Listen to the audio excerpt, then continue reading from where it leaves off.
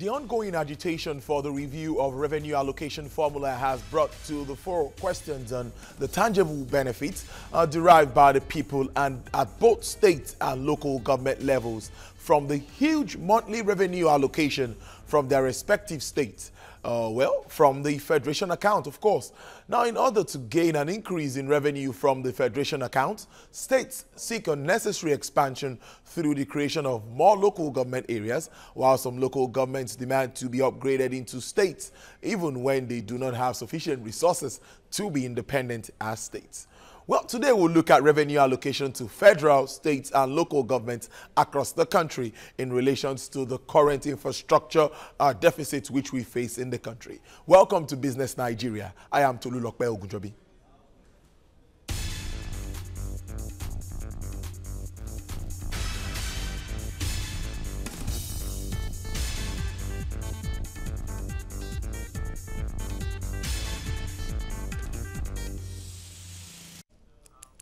Well, a warm welcome to you again. Now, the Nigerian equities market moved closer to a three-year high after the stock exchange hit above 36,000 points, while market capitalization climbed to 12.7 trillion naira.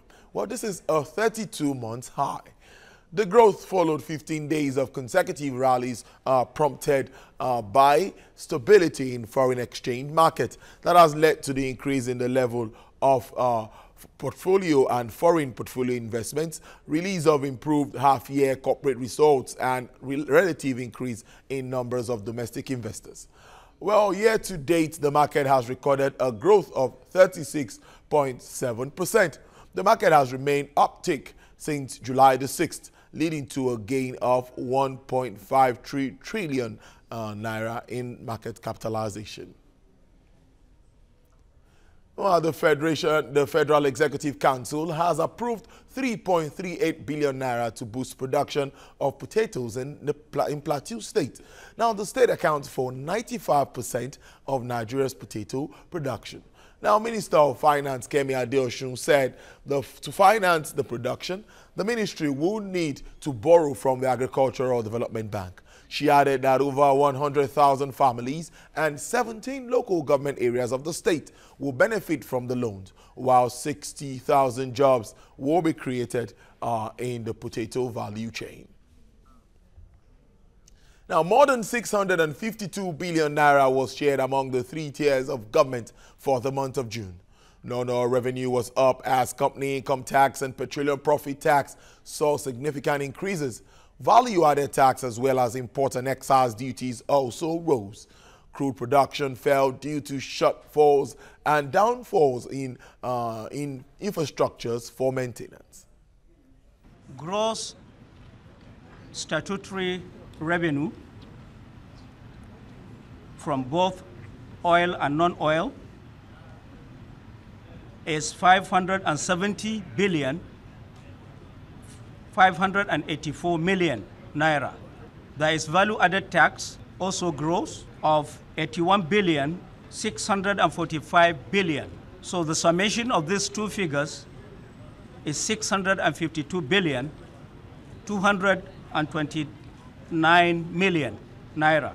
Out of these collections, which are given in gross, there were deductions in respect of cost of collection, and after the deduction of cost of collection, a figure of 551 billion 710 million naira. Now, a total of 462.36 billion naira was shared by the three tiers of government for the month of May, an increase of more than 400 billion distributed the month earlier. A breakdown shows that value-added tax accounted for 76.8 billion naira, statutory revenue 317.6 billion naira, and exchange rate differentials of 64.8 billion naira. Our Federation account, in April, the Federation Account Allocation Committee shared 634.72 billion naira to the federal government, states, and local governments as revenue. The distributable statutory revenue for the month was 533.75 billion naira. In the month of March, the Federation Accounts Allocation Committee shared 467.8 billion naira as revenue to the federal, states and local governments. The amount was 38.7 billion naira more than the amount shared by the three tiers of government in the preceding month. The distributable revenue for the month was 299.9 billion naira. The sum of 6.3 billion naira was refunded by the NNPC. Now, a total of 429 billion naira was distributed as federal allocation for the month of February. The gross statutory revenue received for the month was 290 billion naira, which is lower than 324 billion naira received in the previous month. There was also a 6.3 billion naira refund to the federal government. And in January this year, a total of 465.15 billion naira was distributed as federation allocation for January 2017 between the federal government, states governments, and local government council. The shared amount comprised the monthly statutory distributable revenue, value-added tax, exchange gains, and excess PPT account of 60.9 billion naira. Interesting one there. Well, it's important to note that there's been an upsurge, but let's to put this into perspective, a financial analyst from GTI Securities, Chukwuma Anyanwu, joins me now via Skype to look more into this. And also from Abuja, I have an economist, Aliyu Audu. Many thanks, gentlemen, for your time on the show. Thanks for having me. It's good to be here. Okay. Let me start from Abuja now. Audu, if you can hear me. Now, what can you say about the current revenue allocation to the three tiers of government?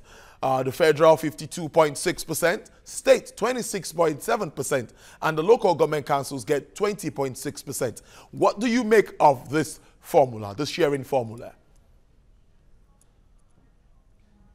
Okay, as far as I'm concerned, I think, thank you for the opportunity to speak.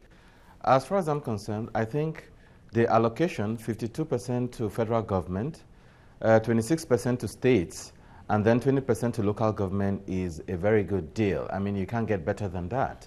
Because with the federal government, you notice that they are, they have a lot of responsibilities. Apart from the other parastatals, underneath them, they have to set up funds like the Sovereign Wealth Fund, the Ecological Funds, and a lot of funds the federal government is setting up. So the hands of the federal government is full, as you can see, because they have to allocate their funds to support the economy. Now, where my problem is the states. The states are probably the people, not using the funds properly. Because they are in control of the local government funds, and you find out that a lot of them do not let the local government to access it, rather they access it and use it to control the local governments. You notice that most of the funds that are allocated to the local governments don't end up going to the local government. The states keep most of it. So while the distribution is fair, the control of the fund is not fair. I think what should happen is that the local government should be given autonomy to control their funds, states as well as the federal government. Thank you. Indeed, we're going to talk about that, the autonomy, the issues surrounding autonomy. But let me throw the same question now to Chukwuma. Chukwuma, this sharing formula has been worrisome. There's been lots of issues. People saying that we're not even getting adequate infrastructure, commensurate to what they are getting from, from the federal government. I don't know what you make of this. Do you think the sharing formula is fine? Well, if you share in between the fact that there is an overbloated across states government, there's an overbloated workforce, and if you consider how much it's been allocated to the state, I mean, for the June allocation, what was allocated to the state was about, in absolute terms, about 129 billion naira. If you look at that in relation to the amount of money they have to pay in tax, in salaries, you would come to the shocking realization that it doesn't leave a lot of room for infrastructure development. And also, if you look at also the fact that a lot of these states don't have any other autonomous source for income, a lot of them are very well inefficient with trying to maximize the resources generated from within their states or growing their internally generated revenue. So for me, I think it leaves a lot of questions to be asked, and that goes to show that for our tall ambition of trying to build on our infrastructure, I think we have a long way to go. Long way to go now, Chukwuma. Okay, we're talking about long way to go, but this infrastructure deficit, according to data we have, is that Nigeria needs to invest trillions of naira on yearly basis. And with this fund trickling in, we just got the Paris funds too, Paris Club funds too, given to the governors, but they still fail to meet some of their responsibilities, even as state governments. Chukwuma, what do you think is wrong? Well, to shock you further, I think if you aggregate all of our budget and spend it for 10 years consistently, that's when we are able to optimally meet the infrastructure gap in Nigeria. That is all of the total budget for the year for the country. So we have a lot on our hands, and the state governments don't help a lot.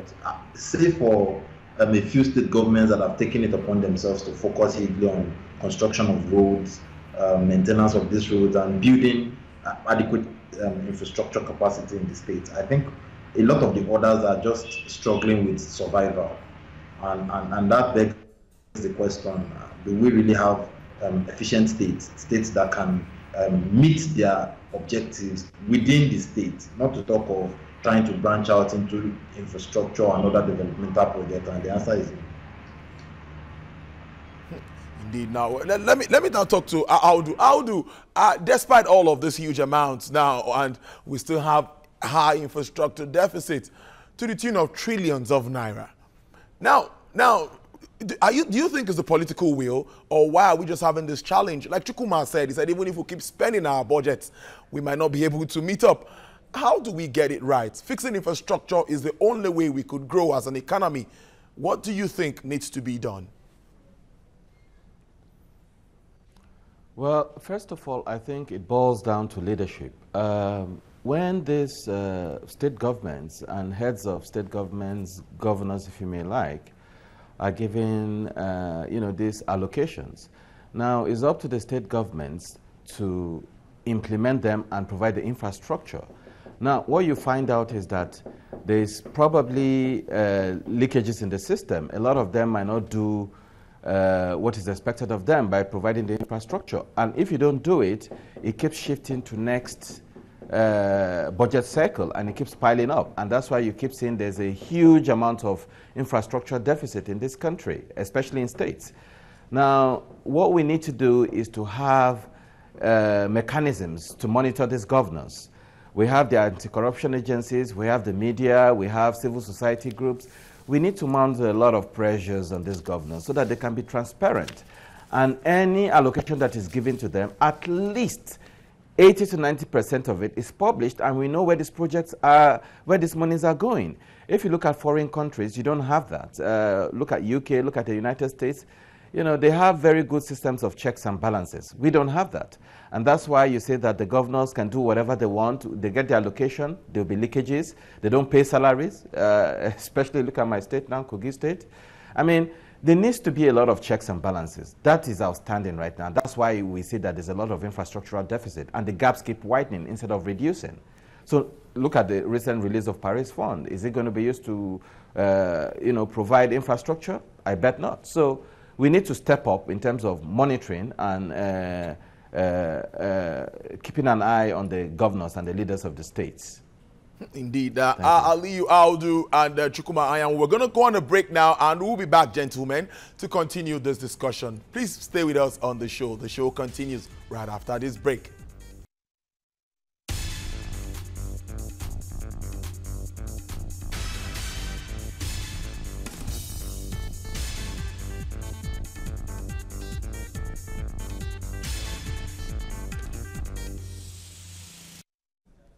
Thank you for staying with us. We're still looking at revenue allocation, federal, state, and local governments, and how the leadership of this all these tiers of government has been able to manage the resources, particularly with regards to infrastructure development. And I have two gentlemen, one from GTI Securities, Chukwuma Ayawu, who's been giving his view, and also an economist from Abuja, Aliyu Audu. They've been giving their views on this very important issue. Now, Chukwuma, in the United States, only 17% of the federal allocation goes to states and local governments, while states and local governments argue their revenue or get their revenue through other internally generated sources. Now, do you think we should adopt these measures? Because I think IGR seems to be important for us to meet up with some of our needs. What do you make of this? I think, well, to start with, I think, like I pointed out earlier, we have a lot of inefficient states that don't really deserve to function as states because they can barely meet their obligations as a state government, except, of course, from allocations from the federation account, which, if you ask me, is not an efficient way of running a country, a state, because development, if you look at it, will start from the local government. If you have an efficient local government system that is able to manage its own domestic economy, it means that they will be able to provide high quality infrastructure within their locality to make sure that businesses are attracted into areas. For instance, in Lagos, you have the Central Business District, where a lot of firms, corporate institutions have offices at. If you have decent infrastructure in other areas, you begin to see businesses also moving to those areas to be able to take advantage of those infrastructure. That is a smart, efficient way of trying to build the domestic economy of that local government to the extent that it's able to become self-sustaining. And until that happens, well, of course, the situation we have on ground is what we'll keep having. So yes, we need to get our state governments and local governments to be more responsible in how to take advantage of opportunities within their domestic economy, grow their internally generated revenue, and whatever comes from the federation account, since not a lot can be done about changing that structure now. I'm not sure we have the political willpower, but from the state and local government perspective, I think a lot more still needs to be done in terms of getting them to realize that you can't keep getting handed on a platter whatever comes from the federation account, and that cannot help you run your state.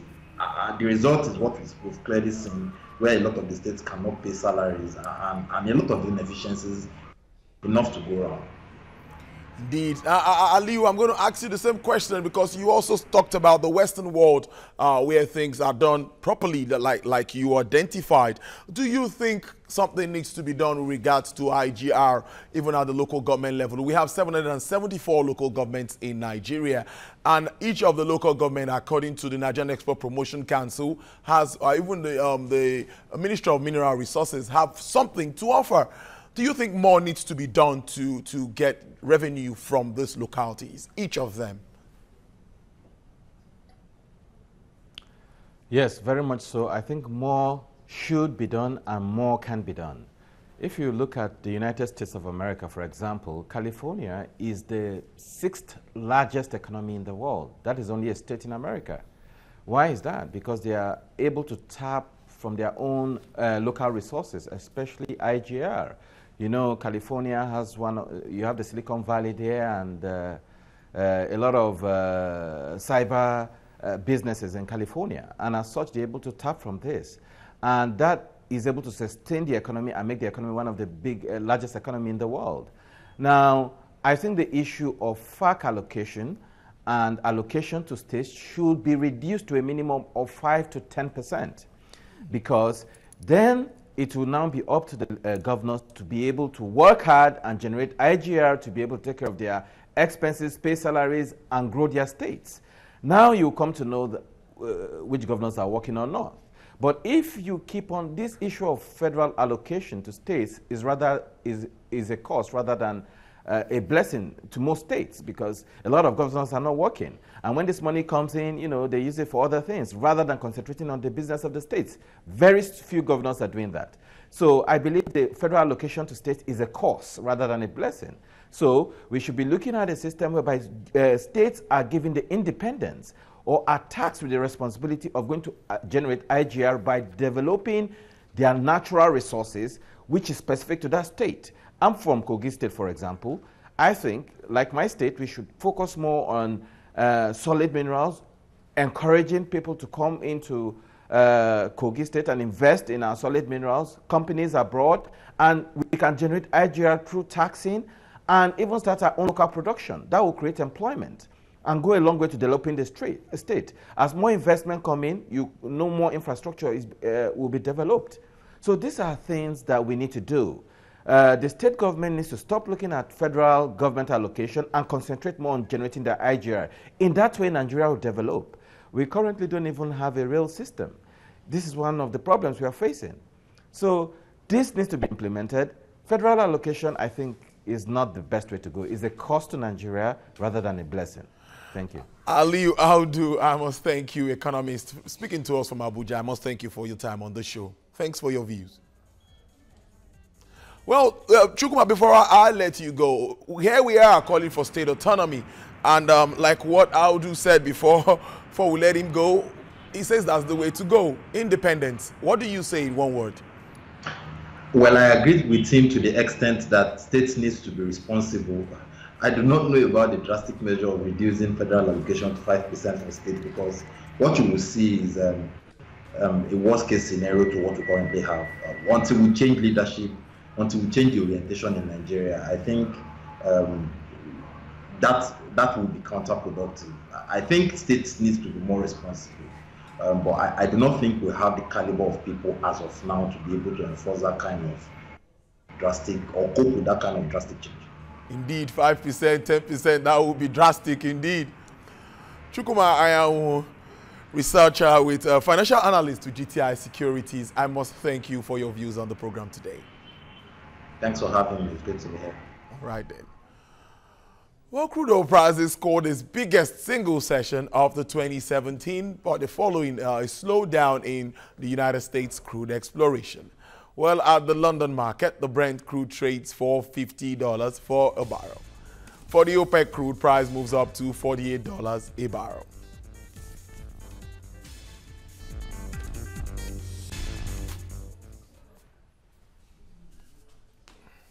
Well, as states and local governments expect another round of funds again from FARC, I think a lot needs to be done in-house to also increase IGR. Well, that's our package for you today on Business Nigeria.